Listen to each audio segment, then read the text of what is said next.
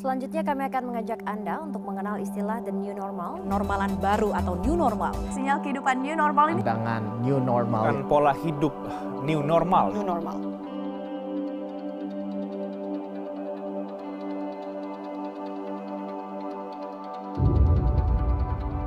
New normal itu menurutku itu perilaku untuk menjalankan aktivitas atau kegiatan kita kayak biasa, kayak normal pada umumnya lah. Tapi dengan penambahan ketetapan baru, aturan-aturan baru yang kayak gimana? Aturan-aturan baru yang membuat kita menjaga jarak kita demi kesehatan.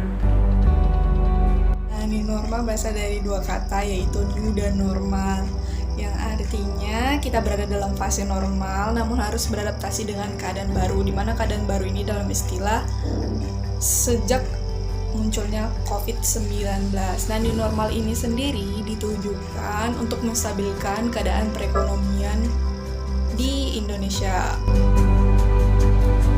New normal itu suatu kondisi di mana suatu wilayah atau daerah memasuki tahap strategi penanganan dari efek pandemi yang mereka dapatkan dalam suatu periode.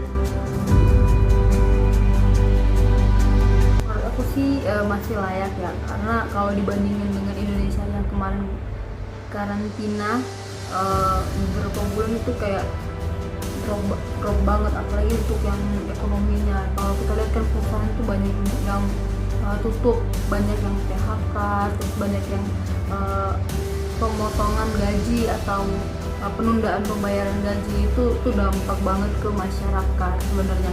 Jadi kalau walaupun memang masih ada banyak pasien yang nambah tiap harinya, tapi kalaupun kita nggak new normal, masyarakat juga nggak bisa ngirupin dirinya gitu. Masyarakat nggak punya pemasukan.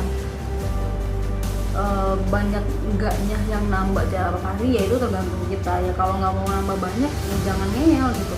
Kalau mau tetap hidup tanpa pasien nambah banyak, ya ikutin aturan pemerintah.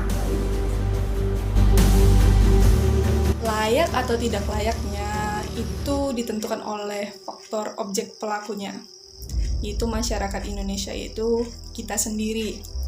Jadi untuk kelayakan penerapan new normal dibutuhkan kesadaran dan kepedulian minimal untuk diri kita sendiri, dan itu juga bisa berdampak juga buat orang lain yang ada di sekitar kita.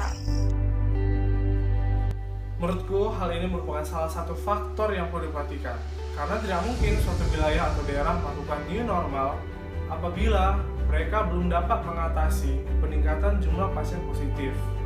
Namun hal ini bukan merupakan faktor utama, karena kita harus juga memperhatikan dari sisi sosial ekonomi.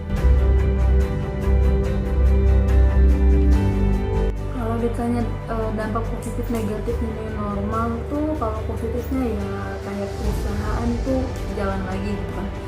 Perusahaan jalan lagi, terus perekrutan buka lagi, masyarakat dapat duit lagi buat memenuhi kebutuhannya. Kalau negatifnya ya itu pasien COVID nambah gitu. Tapi menurut aku sih nambah banyak enggaknya pasien ya itu tergantung kita juga sih, tergantung kita sebagai pelaku utama dari kejadian ini gitu. Dampak yang mungkin terjadi banyak, ada dampak positif dan ada dampak negatif. Nah, kemungkinan keadaan bisa makin ricuh atau makin krisis, namun nggak menutup kemungkinan juga keadaan dapat membaik. Memang peluang nggak besar untuk kembali seperti semula. Mungkin dari sisi positifnya, perekonomian dari suatu daerah tersebut dapat teratasi mengingat adanya penurunan angka perekonomian dari suatu wilayah, terutama Indonesia, dalam masa pandemi tersebut. Kemudian dari sisi negatifnya, terdapat kemungkinan adanya peningkatan jumlah pasien positif karena mengharuskan seseorang untuk bekerja di luar ruangan.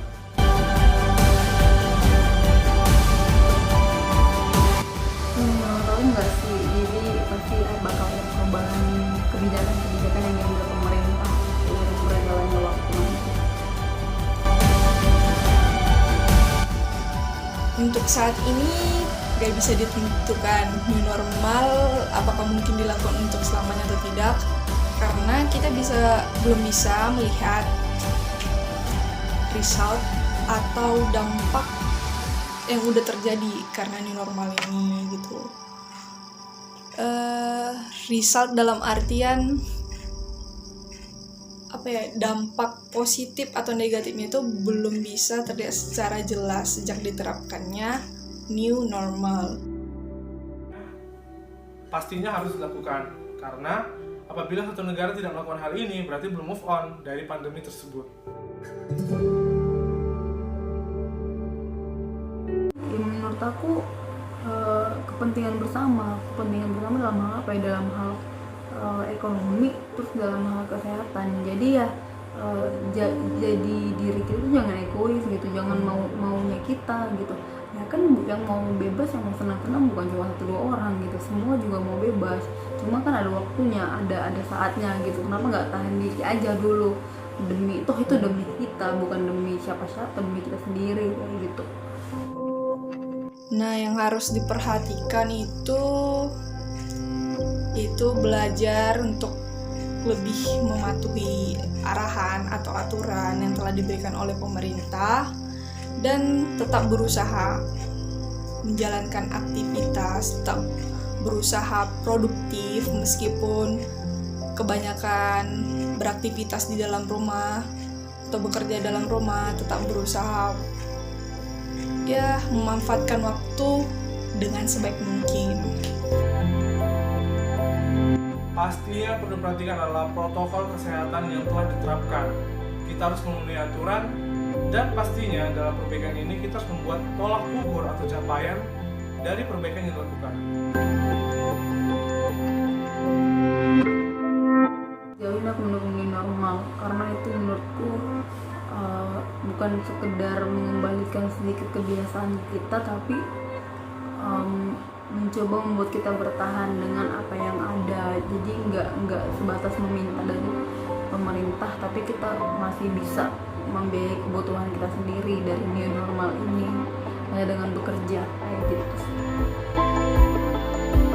Dari saya pribadi sih mendukung, karena tidak mungkin pemerintah memberikan istilah new normal tanpa memikirkan dampak atau efek yang akan timbul selanjutnya, dan pastinya mereka juga sudah berpikir jika ada skenario seperti ini apakah yang harus dilakukan. Jadi secara garis besar saya mendukung akan adanya new normal.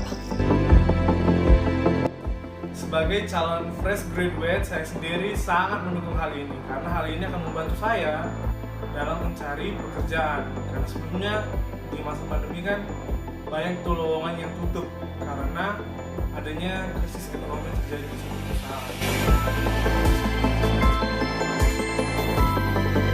Ini lebih bukan kayak ngedukung, cuma kayak melihat situasi ini aja gitu. Jadi buat kalian tuh yang masih suka keluar yang out nggak jelas, bukan yang bersifat urgent atau tuh jangan mikirin diri sendiri gitu. Kayaknya bukan yang mau keluar bukan kalian doang gitu, ya kita juga mau keluar gitu. Yang butuh refreshing juga semua orang, bukan cuma kalian. Toh ini juga demi kebaikan bersama, bukan kebaikan kami aja, kalian juga gitu, demi kehidupan masyarakat bersama. Tolong jangan terlalu egois, gunainlah kebijakan dari pemerintah buat new normal itu dengan baik. Jangan malah disia-siain, disalahgunain dengan hal nggak jelas atau liburan demi nyenengin diri sendiri, belum ada kebutuhan khusus kayak gitu. Ini kalau aku mau keluar, pisah pakai maskernya gitu, pakai sarung tangannya, terus cuci tangannya itu kayak jangan asal comot kayak gitu, karena kan tangan kita yang membawa virus itu masuk dalam mulut kita, ke dalam diri kita. Cobalah untuk lebih menghargai, bukan hanya menghargai diri kami, bukan menghargai orang lain, tapi menghargai diri sendiri gitu. Mari untuk tetap menjaga kesehatan, karena jika tidak bisa membantu orang lain secara langsung, ya minimal kita menjaga diri kita sendiri faktor diri kita masing-masing.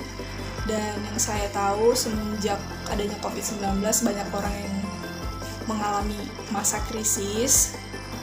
Untuk kita semua mari tetap berjuang, tetap semangat, dan tetap lakukan yang terbaik, dan percaya Tuhan tetap bersama. Pokoknya tetap ikuti aturan dan peraturan yang diberikan pemerintah, dan tetap jaga diri, stay safe and stay healthy. Jadi teman-teman, yang saya mau bilang cuma, kalau kalian ingin tetap hidup, ikuti aturan, jangan ada yang melanggar aturan. Harus tetap menggunakan masker, cuci tangan, supaya new normal ini dapat berlangsung dengan baik.